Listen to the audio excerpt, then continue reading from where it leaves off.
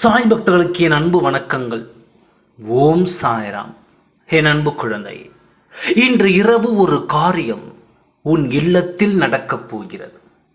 இரக்கமற்றவர்கள் செய்யும் காரியம் உன்னை பாதிப்பு அடைந்து விடக்கூடாது என்ற காரணத்திற்காக உன்னை தேடி வந்துள்ளேன். நல்லவள் என்று நினைக்கும் ஒருத்தியால் உனக்கு ஆபத்து வரப்போகிறது. நல்லவள் போல் சிரித்து சிரித்து பேசி உன்னிடம் நாடகமாடி உன்னை தன் கைக்குள் வைத்துக்கொண்டு அவள் ஆட்டிவிக்கும் பொம்மை போல் உன்னை வைத்துக்கொண்டு உன் வாழ்க்கையை இப்பொழுது அவள் வசமாக்க அவள் ஒரு காரியத்தை இப்பொழுது திட்டம் போட்டிருக்கிறாள். அந்த காரியம் நடந்துவிட்டால் இந்த வாழ்க்கை உன்னுடையது அல்ல, அவள் கைக்கு மாற்றப்படும். நான் உன்னிடம் பலமுறை சொல்லி இருக்கிறேன், உன் வாழ்க்கையில் முடிவு உன்னுடையதாக இருக்கட்டும்.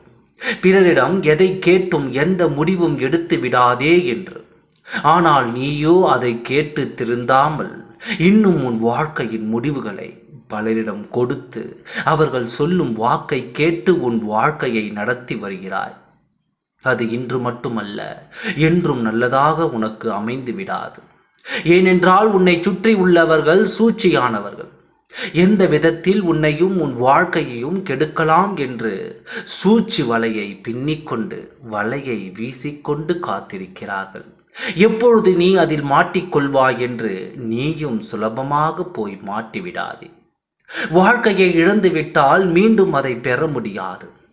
எல்லோரையும் நல்லவர்கள் என்று உன் அருகில் வைத்து கொள்ளாதே. எல்லோரும் தீயவர்கள் என்று உன் வாழ்க்கையில் இருந்து ஒதுக்கி வைத்து விடாதே. இது சற்று கடினமான ஒன்றுதான். உனக்காக என்றும் உன் சாயப்பா அருகில் இருந்து இந்த பாதையில் நடந்து வா என்று காட்டிக் கொண்டிருக்கிறேன். ஆனால் நீயோ அந்த பாதையில் வரமாட்டேன், சாயப்பா அந்த பாதையில் வந்தால் என் வாழ்க்கை நலமாகிவிடும், நான் செல்லும் பாதையில் தான் செல்வேன், அப்பொழுதுதான் புதைக்குழியில் விழ முடியும் என்று சொல்கிறாயா? சற்று சிந்தித்துப் பார். இன்று ஒரு முடிவு எடு. இன்னும் உனக்காக நான் காத்திருக்கத்தான் செய்கிறேன். ஏனென்றால் என் குழந்தையிடம் என்னால் கோபித்து கொள்ளவும் முடியவில்லை. உன்னை விட்டுவிட்டு என்னால் செல்லவும் முடியவில்லை. நானும் சென்று விட்டால் இன்றோடு உன் வாழ்க்கை முடிந்துவிடும். அதை எதிர்பார்த்து காத்திருக்கும் அவர்களுக்கு இனிப்பை கொடுத்து விடாமல் நான் சொல்வதை கவனமாக கேள்.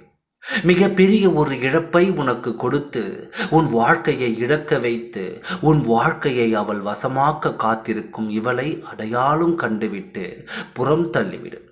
அவளை நான் அடையாளம் முழுமையாக காட்டுகிறேன். அப்பொழுது நீ அவளை பற்றி புரிந்து கொள்வாய். அதுவரை நீ பொறுமையாக காத்திரு. நல்லது மட்டுமே உனக்கு நடக்கும். எந்த பயமோ நடக்குமோ இல்லாமல் தைரியமாக இரு. நல்லதே நடக்கும். ஓம் சாய்ராம். நன்றி, வணக்கம்.